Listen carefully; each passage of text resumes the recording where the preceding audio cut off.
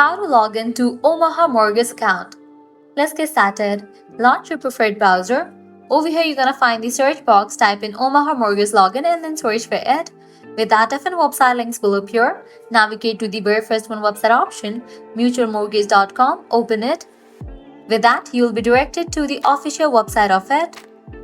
Once you're on the official website of it, you'll see the option of secure login.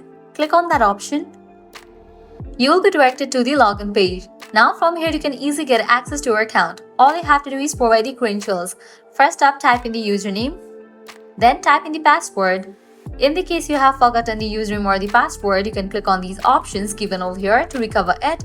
After you provide all the details, click on login, and just with that you'll be logged into your account.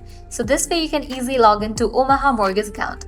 At the end, if you guys find this video helpful, don't forget to like, share and subscribe to our channel. Thanks for watching.